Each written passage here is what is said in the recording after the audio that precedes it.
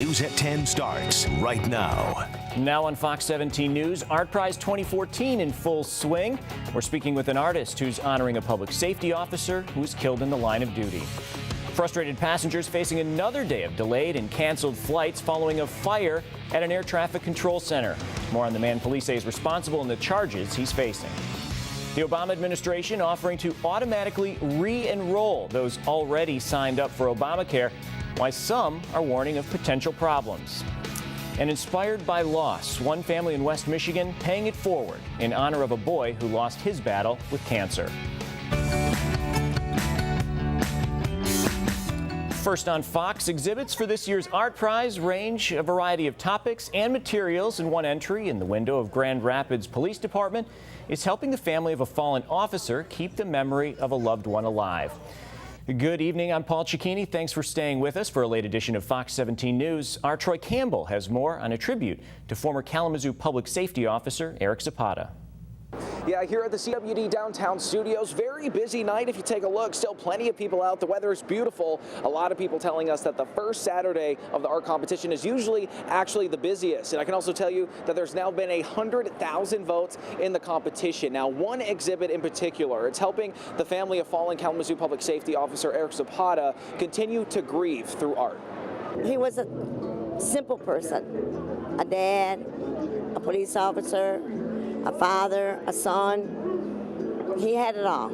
Connie Bernal says following her son's death in 2011, the outpouring from the support of the law enforcement community has been overwhelming. Arturo Araujo's brother worked with Zapata at the Kalamazoo Department of Public Safety and still remembers the night he was killed, wondering if his brother was okay. And then the next question was, who was it? And he said, you remember that guy that used to put pennies in my boots that I always told you about? And I said, yeah. And he was like, it was him. So, you know, it was something very tragic that affected my brother and all of the police department. Araujo decided he wanted to honor Zapata through his drawing, so he spent several hours learning about Zapata the man to make sure it came through in his art. At first I was kind of like, really? Okay, I have time. Do you have time? So he came into my house, not only once, a couple different times, and we sat down like we had known each other for years. Hours upon hours of stories and pictures and stories, and then she gave me a bunch of pictures. She said, you better bring them back. And I said, absolutely. Araujo completed this drawing using only pencil. And after 6 months of work, the drawing now a popular attraction at this year's Art Prize. It makes me feel awesome. It makes me feel like the 250 plus hours that I put into it were for something, and it's working, where people are getting close and getting to know Eric.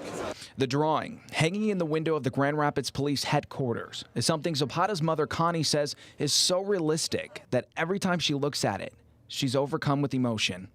I could not stay in a room more than 5 minutes. The eyes were like every spot that moved, they were following me. And I started to choke, and I said, you know what, I need to leave the room. And with over 1,500 entries to this year's Art Prize, lots of different exhibits out there from a range of materials and also addressing several worldly issues. If you haven't gotten out to Art Prize, don't worry, you have until October 12th. At our CWD downtown studios, I'm Troy Campbell, Fox 17 News. Here's a look at some of the headlines from the first weekend of Art Prize. More than 106,000 votes have already been cast as artists compete for your support in search of that $200,000 top prize. First Saturday of Art Prize marred by a handful of fights along Monroe Center near Rosa Parks Circle. Police are reassuring the public, though, they're out in force. Coming up on Sunday, artist Kim Ohms looks to give you a new view of you with the ultimate selfie. She'll be hanging out at the Fountain Street Church from 10 a.m. to 5 p.m. You can also catch up on all things Art Prize by heading to our website, fox17online.com. Another armed robbery tonight in Grand Rapids may be connected to a string of incidents in Kent and Ottawa counties. Another Dollar General store was robbed at knife point Saturday. Most recent incident happened at the Dollar General along the 1200 block of Madison on the city's southeast side. Police already connected 3 robberies in Grand Rapids, 3 in Wyoming, and 1 in Holland. Robberies are similar. Suspect covers his face with his hands as he walks into the store, then walks up to the counter to make a purchase, and while the register is open, he points the knife at the clerk and takes cash out of the drawer. Suspect is described as being between about 30 and 40 years old, 6 feet tall. He's also been seen wearing a black baseball cap. A man from Richland is dead after the bicycle he was riding collided with a minivan this afternoon. Happened along the 15,000 block of M96 in Ross Township. Bystanders performed CPR on the cyclist, but he died at the scene. The driver from Marshall hasn't been identified, and it's unclear whether he was cited. Anyone who witnessed the crash is being asked to contact the Kalamazoo County Sheriff's Department. Police in East Lansing are investigating the death of a 20-year-old woman. According to published reports, the woman was found unresponsive Saturday afternoon along Grove Street. At this point, police do not suspect foul play.